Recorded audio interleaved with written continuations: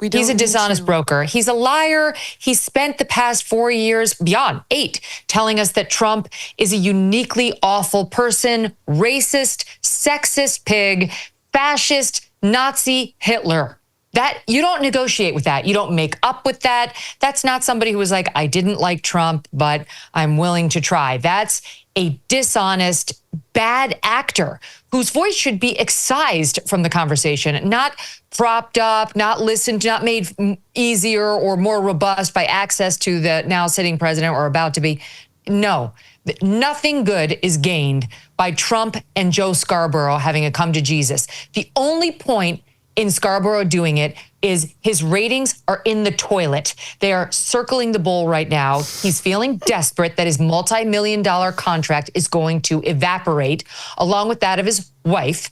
And they'll do anything to try to save their own careers. I mean, I've been watching them, Jillian. I watch All in Media very closely along with my team.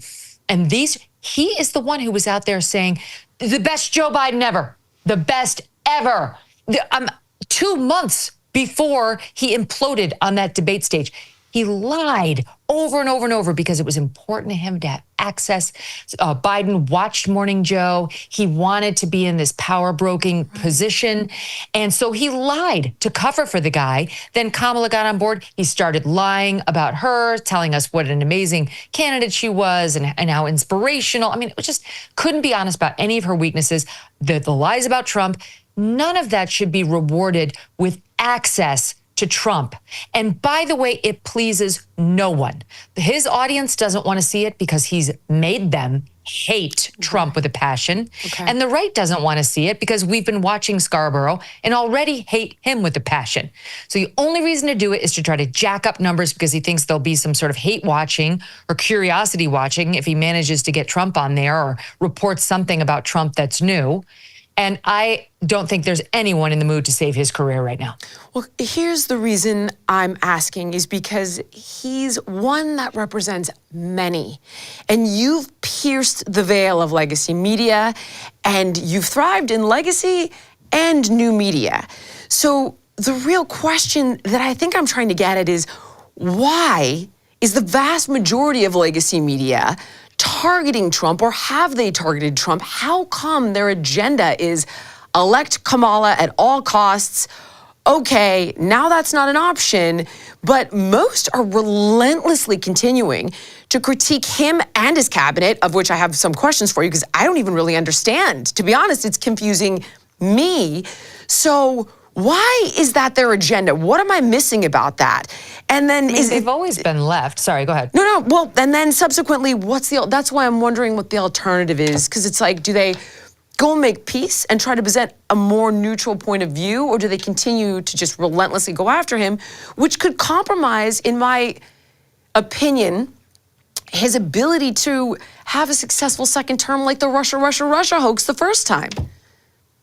So first of all, they are left, and they've been left for a long time, and they've been doing this to Republicans for a long, long time, long before Donald Trump came on the scene. Right. So it's not entirely about Donald Trump. It doesn't really matter who it would be. If it were a Republican, they would be doing this to him. That's a time-honored tradition on the left and with our media, and it's not going to stop anytime soon.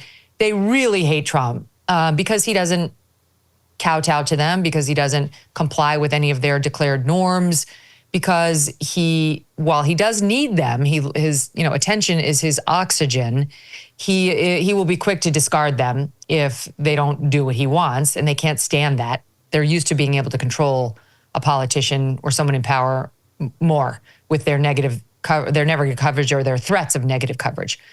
So I think that's all in the mix right now. But as to your second question, no, it's fine. Media is getting more polarized by the day, and it's a natural, welcome, expected, necessary reckoning. Is it? We used to be this way in our country. Yeah. I heard you say they've radicalized you, and I feel myself slipping, being less neutral, and I'm alarmed by that. I'm getting more aggressive in my arguments about health, about RFK. The tolerance is leaving me. And then when you said they radicalized me, and they did, Megyn, they forged you in fire.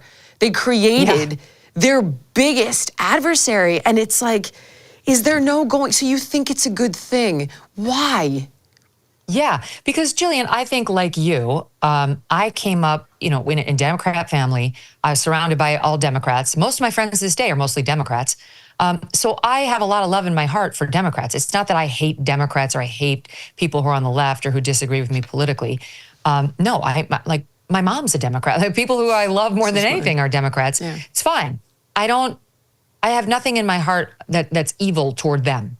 But these ideas and these arguments and the people who are at the top of the leftist power center, like the Scarboroughs of the world, I have zero tolerance for them. Okay. There's no love in my heart for people. Thank you so much for watching.